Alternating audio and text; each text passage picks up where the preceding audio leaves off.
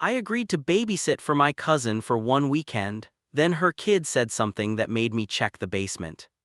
I need to start by saying this: I love my cousin, I've always loved her. We grew up close, more like siblings than cousins, and for most of our lives she was the person I trusted the most in my family.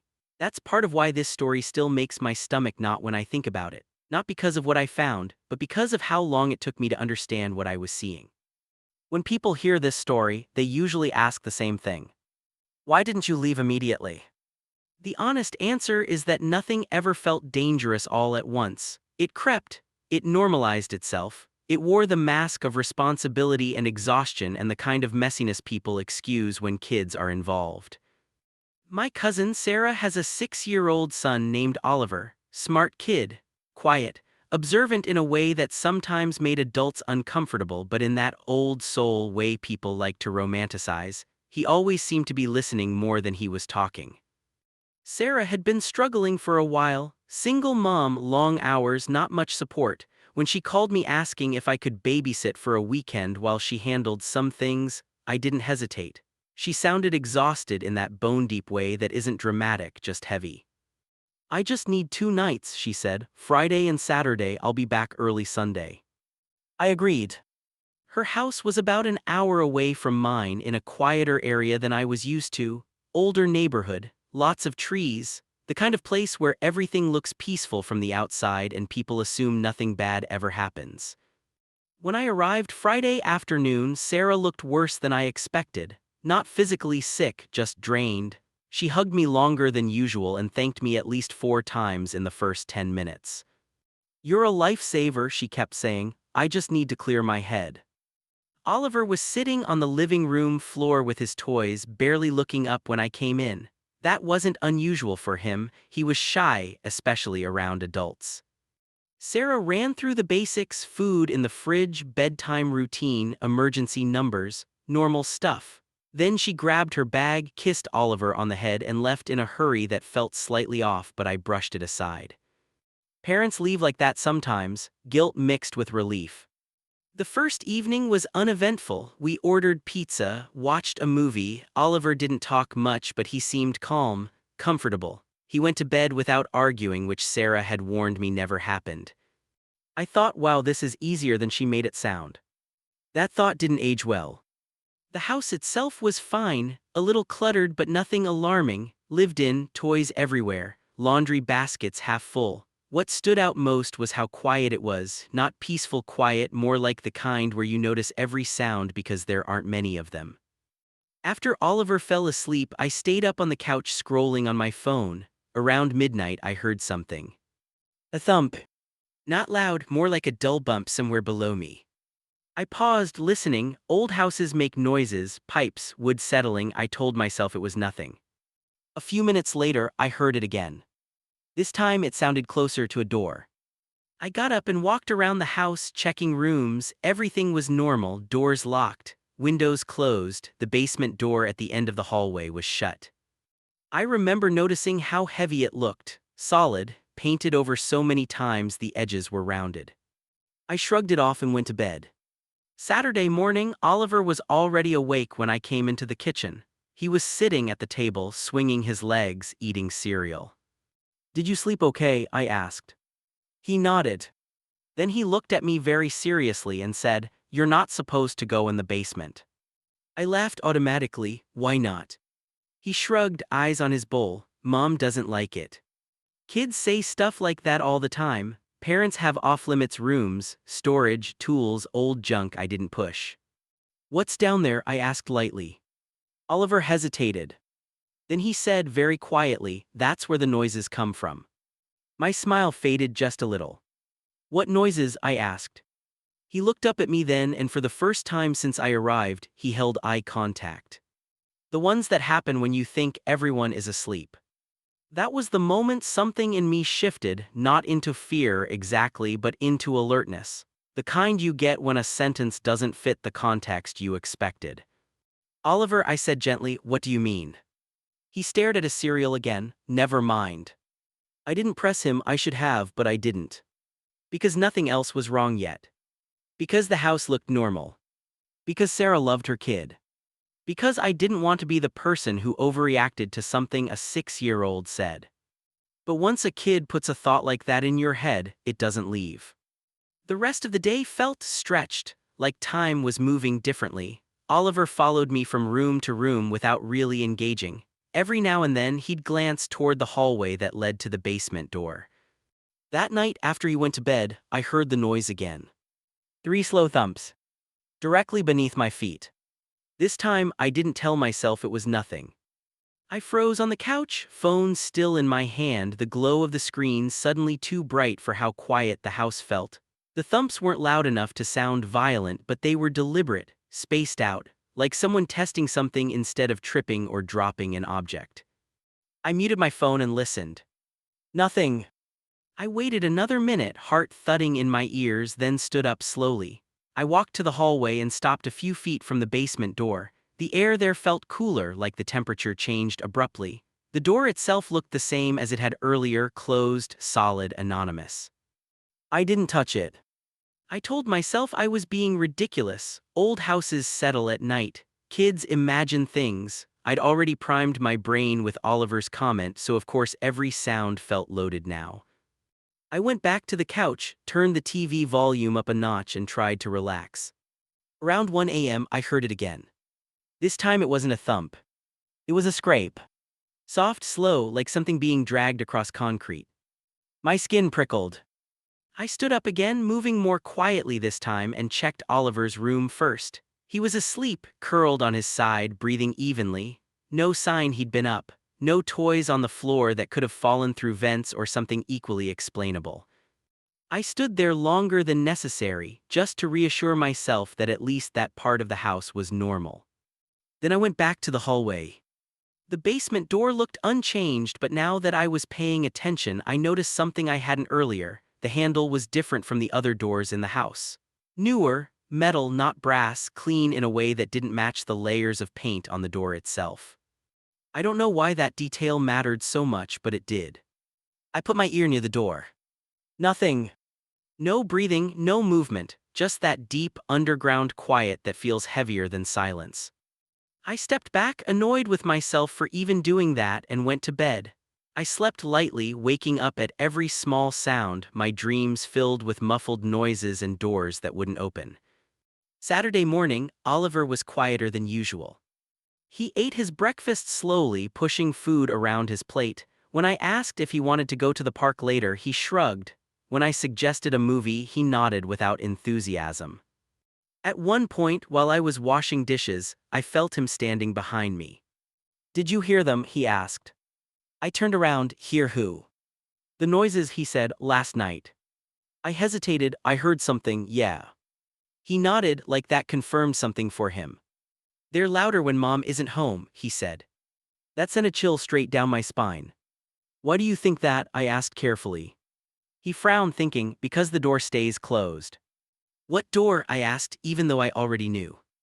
"The basement door," he said. "When Mom's here, she checks it." I dried my hands slowly. "Checks it how?" Oliver shrugged. "She locks it and puts the chair there sometimes." "What chair?" I asked. He pointed down the hallway. I walked with him and stopped dead. There was a wooden chair tucked against the wall near the basement door. I'd noticed it before but assumed it was just there because there was nowhere else to put it. Now I saw the scuff marks on the floor, right in front of the door, like the chair had been wedged under the handle at some point and dragged away again. My chest tightened. "Oliver," I said gently, "has anyone ever told you not to talk about the basement?" He nodded immediately. "Who?" I asked. "Mom," he said. "She said it scares people." That was not an answer I liked. "Does it scare you?" I asked. He thought about it for a long time. "Not really," he said finally. "It's just loud sometimes, and sometimes someone cries." My heart started pounding so hard I had to sit down. "Someone cries," I repeated, trying to keep my voice steady. Oliver nodded, matter of fact, not like yelling, just like sad. I took a slow breath. "When was the last time you heard that?" He looked up at the ceiling like he was trying to remember. "Before you came, and last night a little." I wanted to call Sarah right then. I wanted to pack up Oliver, get in the car, and leave. But my brain was still fighting itself, scrambling for explanations that didn't involve something terrible. Pipes can make noises, animals get into basements, kids misinterpret sounds, adults project fear. All of that sounded reasonable. None of it explained the chair, or the new handle, or why a child would describe crying. I texted Sarah. Hey, random question, what's up with the basement? Oliver says he's not allowed down there. The reply took longer than usual. When it came, it was short. It's just storage, old stuff, please don't go down there. My stomach dropped. That wasn't reassurance. That was avoidance. I stared at the message, then typed back. Why does he say there are noises? No response. Hours passed. The day dragged on in a fog. I couldn't focus on anything else. Every sound in the house made my shoulders tense. Oliver stayed close to me like he knew something was wrong but didn't have the language for it. As the afternoon wore on, I made a decision I told myself was about safety. I was going to check the basement door more closely. Not go in, just check. I waited until Oliver was watching a cartoon, volume turned up. I walked down the hallway, heart pounding, and knelt in front of the door. Up close, I noticed more details. The paint around the edges was cracked, not just from age but from repeated pressure. The bottom of the door had scrape marks, deep ones like it had been kicked from the other side or dragged against concrete repeatedly. I put my hand near the seam where the door met the frame. Cold air leaked out, and with it a smell I hadn't noticed before. Not rot. Not mold. Something sour and metallic, faint but unmistakable. I pulled my hand back like I'd touched something hot. That was the moment my internal debate ended. Whatever was in that basement, it wasn't just storage. And Sarah knew it. I stood there for a long time, kneeling in front of that door, my brain cycling through options faster than my body could react. Every instinct screamed that I shouldn't open it. Not without Sarah, not with Oliver in the house, not without someone else knowing where I was. And yet leaving it alone felt worse. Because now it wasn't curiosity anymore, it was responsibility. I stood up, walked back to the living room, and sat next to Oliver on the couch. The cartoon was loud and bright and wildly out of place against the weight pressing on my chest. Hey buddy, I said, keeping my voice light, do you want to go get ice cream later? He looked at me surprised, like now. Yeah, I said, we could go out for a bit. He smiled for the first time all day. Okay. That settled it. I wasn't opening that door with him in the house. I grabbed my keys, helped him put on his shoes, and we left. The second the door closed behind us, I felt like I could breathe again. At the ice cream place, I watched Oliver carefully. He ate slowly, methodically, like he always did. He didn't act scared, he didn't act distressed, which somehow made everything more unsettling. Kids who are terrified usually show it. Kids who have normalized something strange often don't. Oliver, I said gently, has anyone ever been in the basement with you? He shook his head, no. Has Mom ever gone down there when you were home? He nodded, sometimes. She tells me to stay upstairs and turn the TV up. My hands tightened around my cup. Do you ever hear her talking to someone down there? I asked. He thought about it, not talking, just listening. I didn't ask him to explain that. When we got back to the house, I made a decision that scared me but felt necessary. I called my brother and told him where I was and that something felt wrong. I didn't give details, I just told him to stay available. I also texted a close friend, same thing, if I didn't respond in an hour, I wanted someone checking in.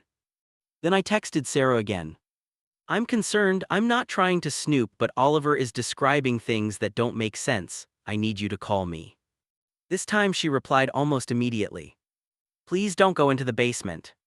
That was it, no explanation, no reassurance, just a request. I stared at my phone, heart pounding. Why, I typed. Several minutes passed. Then, because you won't understand. That sentence chilled me more than anything else she'd said. I looked at Oliver, who was now coloring at the table, humming softly to himself. He looked safe, normal, loved. And then I looked back down the hallway. I didn't want to understand. I wanted to know if someone was in danger.